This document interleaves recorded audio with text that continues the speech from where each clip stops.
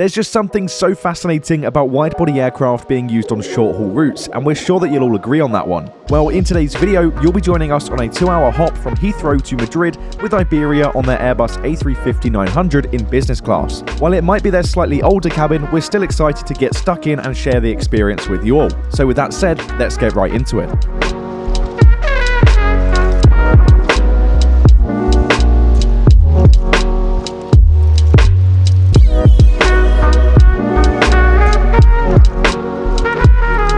If you haven't tried out the Heathrow pods before, then I would definitely recommend it because they are very, very fun and they give you some good views of the airport as well.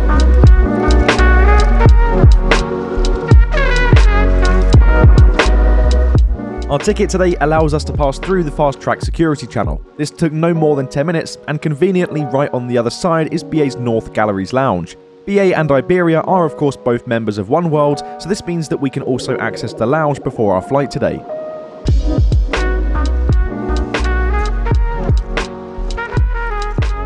Honestly, this BA lounge is nice and it certainly has everything that you need. However, this lounge isn't really a part of the true Iberia experience. We figured that we'd just show it anyway in case you'd like to give it a go on your next journey that departs from Terminal 5. Let's go and explore the airport and watch some planes before we board the aircraft.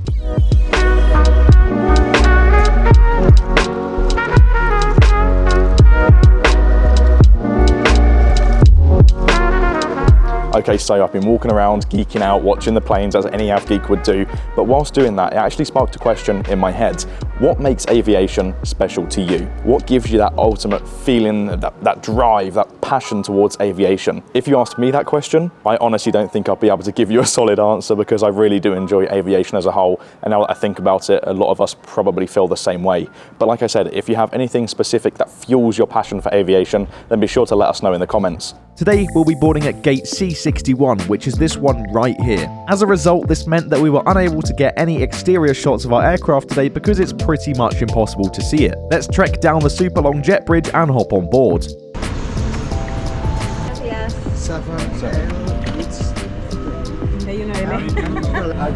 Here you go then, welcome on board Iberia's A350 and their very dark business class cabin in a 1-2-1 configuration.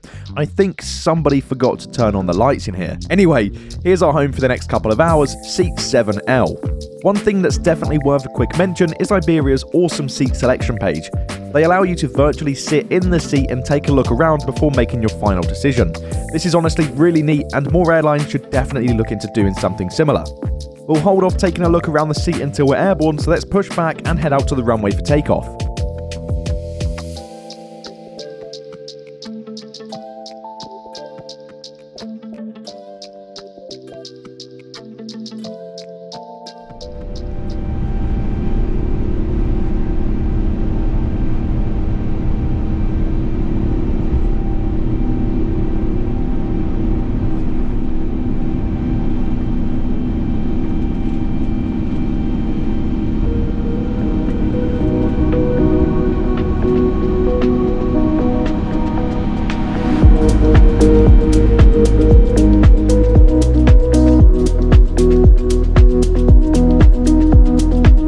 There you have it, we're airborne and on our way to Madrid, and it was super cool to have our departure caught by Flight Focus 365.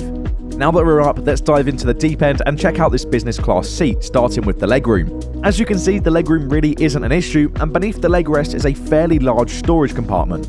The tray table folds down from the seat back just in front of you, and it's a fairly decent size. One thing that's very nice is the fact that you can push this tray table underneath the IFE so that you can still access the aisle. Taking a look directly in front of you, you'll find the large IFE screen, though this and the Wi-Fi was unfortunately broken for our flight today. As you can see, we're apparently flying from Santiago to Madrid with 10 hours to go.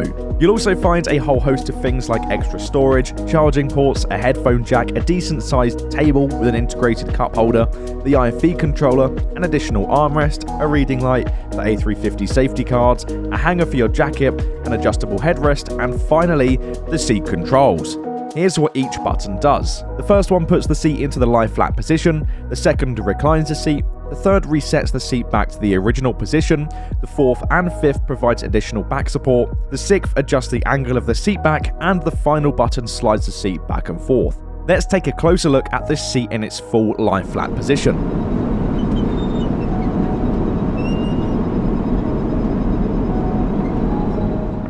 And there you have it, a fully lie-flat bed. Not that we even need it on this short flight, but it's relatively comfortable and there's a decent amount of space to stretch out. Let's return this seat back to its original position and tuck into our meal.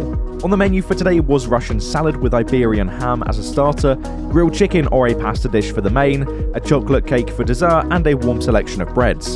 And yes, I did try to play Angry Birds. Here's the meal then. I went for the grilled chicken option with chickpeas, tomatoes, olives, and for the drink, I grabbed myself a cheeky Coke. Honestly, the food was really good, and if you want an honest review of the chocolate cake, then here you go. This is so good. Really good, actually. Okay, so currently at cruise, flying over the Bay of Biscay, and I can just about see the Pyrenees in the distance.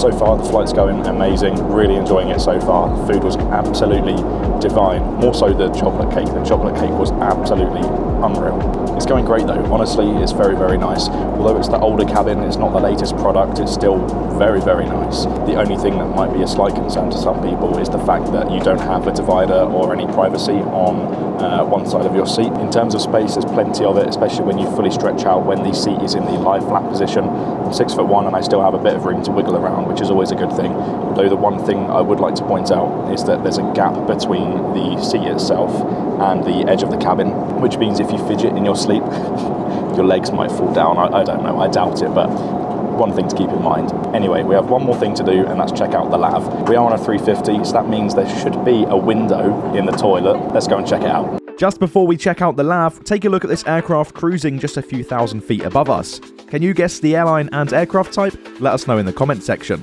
Here you go then, the loo with a view? No? Okay, looks like Iberia opted out of this one. In general though, it's just your regular aircraft toilet. The wooden panelling is also a pretty nice touch. With that out of the way, let's head back to our seat and prepare for landing.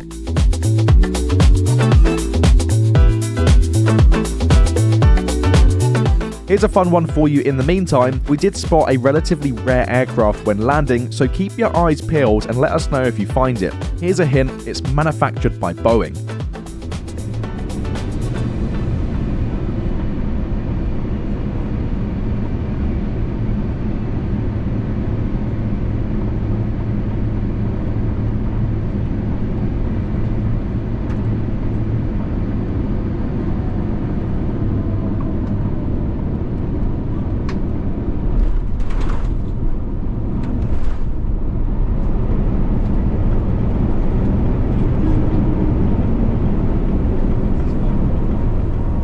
Well everyone, welcome to Madrid. That was a really enjoyable flight. The fare is very reasonable for this short hop from London, so we'd definitely recommend giving it a go, especially if you have some spare points lying around and just fancy trying something new. When disembarking the aircraft, we of course had to take a mandatory visit to the flight deck, and coincidentally the first officer has played Infinite Flight many times, which is amazing to hear. Thanks Iberia for the great experience. That brings us to the end of this video. As always, if you enjoyed it, then be sure to hit that like button and subscribe if you haven't done so already. We have plenty more content like this on its way. It's been Dan from Infinite Flight, and I'll see you in the next one.